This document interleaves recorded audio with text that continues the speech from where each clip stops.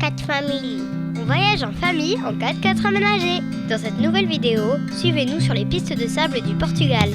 C'est parti! On débute cette vidéo par la plage de Nazaré. Lieu incontournable pour les surfeurs, c'est l'hiver que l'on peut observer des vagues énormes, parmi les plus grandes du monde. Sur la plage, c'est drapeau rouge. Ça s'ouvre. On va voir les vagues? En 2020, une vague de 26 mètres a été surfée, entrant dans le livre des records. Mais pourquoi ici, me direz-vous? En fait, il existe un canyon sous-marin relié au littoral qui, allié à une série de phénomènes météorologiques, permettent la formation de ces vagues. C'est beau tout ça, hein? Mais vous aimeriez aller vous y baigner, vous? Allez, répondez en commentaire. Allez, on va s'amuser dans le sable maintenant. Ah ouais, trop bien. On est vraiment tous très contents de retrouver une belle piste. Ça va être trop rigolo. Oui, sauf si on s'enlise.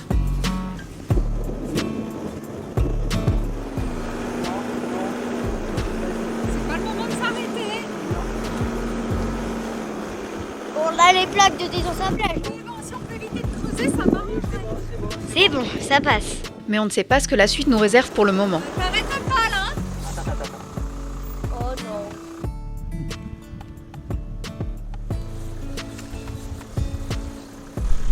La piste continue tranquillement.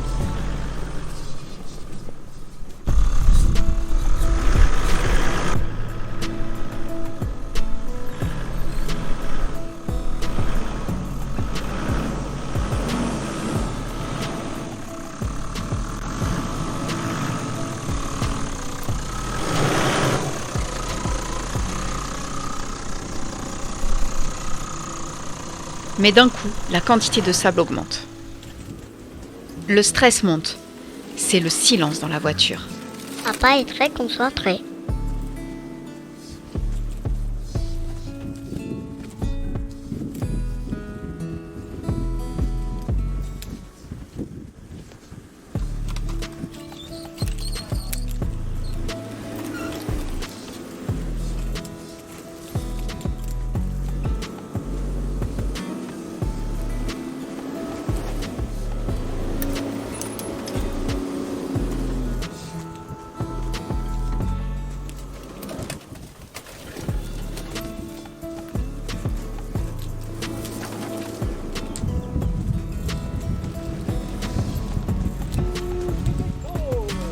Ça y est, le plus dur est derrière nous.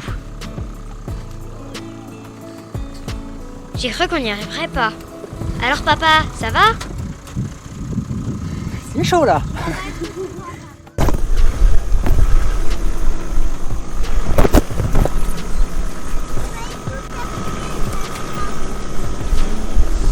Tout le monde reprend ses esprits et papa change de copilote. Les enfants s'inquiètent de l'état du véhicule, c'est trop mignon. Ça va, Liliane? Ouais, tu peux t'emmener dans le 4x4, ça va? Tu fais le copilote? Le 4x4, je peux pas faire mieux, je suis en boîte courte et j'ai le blocage. Donc oui, il va lui, il va.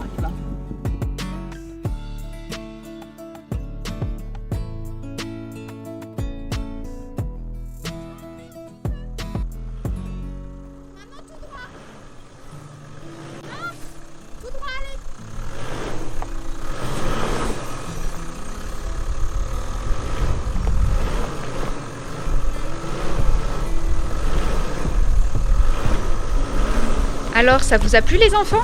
Ah oui, encore! Cette piste était vraiment chouette et elle en valait la peine, n'est-ce pas?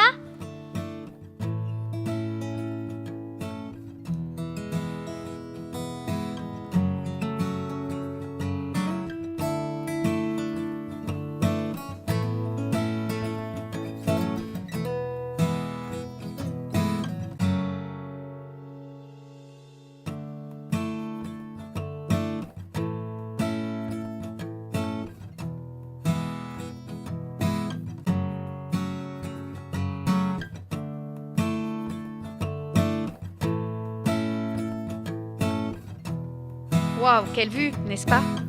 Nous sommes ici au Miradouro do Atlântico. Accessible assez facilement par un chemin étroit, l'océan vous ouvre grand les bras.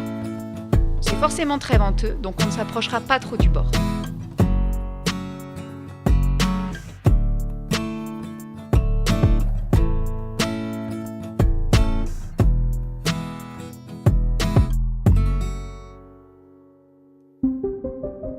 Maintenant qu'on a fait le plein d'air frais, direction Foz de Arreio, pour profiter d'une magnifique balade sur les passerelles. Alors, vous en pensez quoi les enfants ? Waouh, la vue est magique.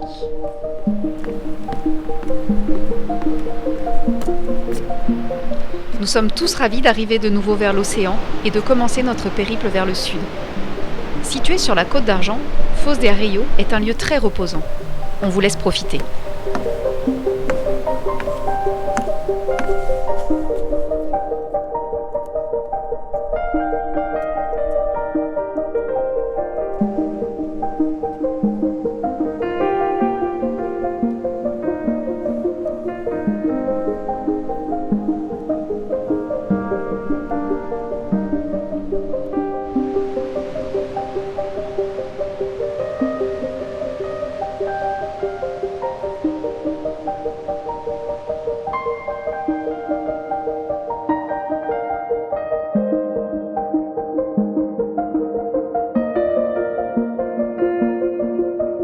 Notre périple continue à Azenas d'Omar.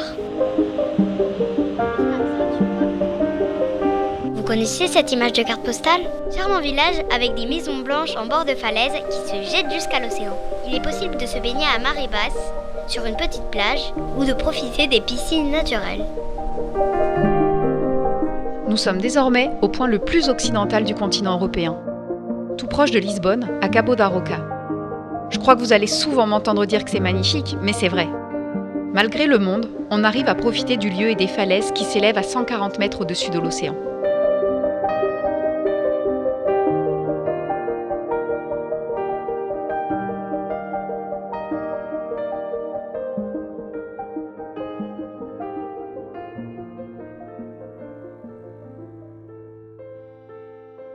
La belle Sintra nous aura valu beaucoup d'énergie. C'est un lieu qu'on voulait absolument voir. On y allait une première fois, mais l'accès à la ville était totalement bloqué. Comme les rues sont toutes petites en sens unique, et quand vous êtes bloqué, il n'est pas possible de faire demi-tour. On ne trouve pas de place, donc on s'en va et on se dit qu'on y reviendra un petit peu plus tard. Bon, 2 jours plus tard, Sintra, deuxième tentative. On arrive très tôt, mais malgré cela, il y a déjà foule. On finit par trouver une place en bord de route assez loin, mais c'est pas grave, on va marcher.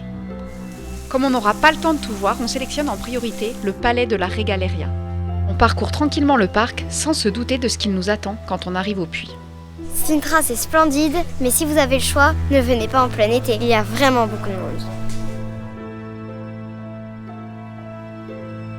Bon, on n'a pas fait tout cela pour louper la partie la plus intéressante. C'est reparti pour 1 heure de queue. Après 1 heure de queue, nous arrivons enfin à l'entrée de la grotte pour aller voir le puits.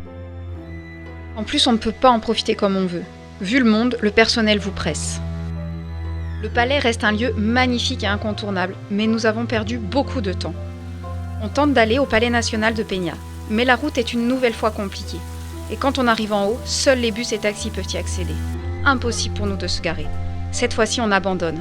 Il commence à être tard et il faut que l'on trouve un endroit pour bivouaquer. Et voilà, c'est la fin de cette nouvelle vidéo. On se retrouve très vite pour la suite de notre road trip au Portugal. Bye!